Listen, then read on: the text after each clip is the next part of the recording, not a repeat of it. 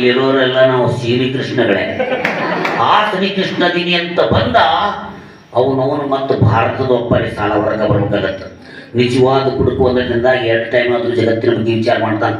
ಇವತ್ತು ಕುಡಿಯೋ ನಿತ್ಯ ಕುಡುಕ ಒಂದು ದಿನಕ್ಕೆ 2 ಟೈಮ್ ಸರಾಯದ ಬಗ್ಗೆ 2 ಟೈಮ್ ಜಗತ್ತಿನ ಬಗ್ಗೆ ಚಿಂತೆ ಮಾಡ್ತಾನೆ. ತಕ್ಕಾಯ್ತು 2 ನಿಮಿಷ ಆದರೆ ಚಿಂತೆ ಮಾಡ್ತಾನೆ. ಹೇಳಿಬಿಟ್ಟು ಸ್ವಾಮಿ ವಿವೇಕಾನಂದರು ಎತ್ತೇಳೋ ಭಾರತೀಯ. ಎತ್ತು ಬಿಟ್ಟರೆ ನನ್ನ ಮಕ್ಕಳು ತಿಪ್ಪ್ಯಾಗ ನಾಯಿ ಕಡಿಯೋದ ಹಿಂಗಿಂತ ನನ್ನ ಮಕ್ಕಳು ಎತ್ತಿರ್ತಾರೆ. ದಾಪತ್ತಿ ಹೊತ್ತಿಗೆ ಅವತ್ತೇ ಇನ್ಫಾರ್ಮೇಶನ್ ಬಂದಿತ್ತಂದ್ರೆ ಬಿದ್ದುಕೊಡ್ರು ನಿಮ್ಮವ್ರು ಖತರ್ನಾಕ ನನ್ನ ಮಕ್ಕಳು ಅಂತ ಹೇಳಿ. ನಾವೇನ್ರಿ ಕುಡಿದ್ರು ಯಾವ ಮಕ್ಕಳು ಮುರಾಜಿದೆ ನಮ್ಗೆ?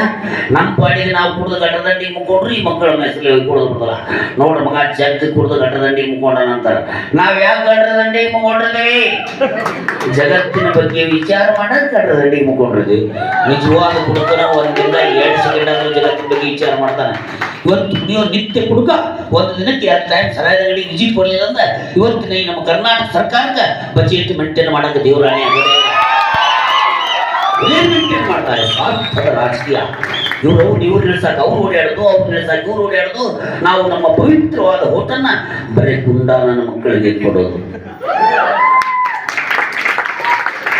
ನಾಗಪ್ಪ ತನ್ನಷ್ಟಕ್ಕೆ ತಾವು ಸುಮ್ಮನೆ ಹೊಂಟಿದ್ರ ಶಗಡ್ಯಾಗ ಕೂತ್ ಹುಳ ಆಗ್ತಿತ್ತಂತ.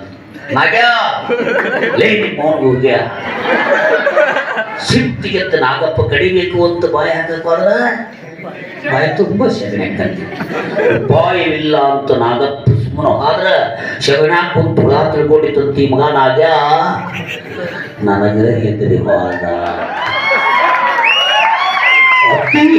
ಹೋದ್ರೆ ಕತ್ತಲಲ್ಲಿ ಬಿದ್ದ ಹಗ್ಗದ ತುಂಡು ಕೂಡ ಹಾವಿನಂತೆ ವಾಸವಾಗುತ್ತದೆ. ಧನ್ಯವಾದ.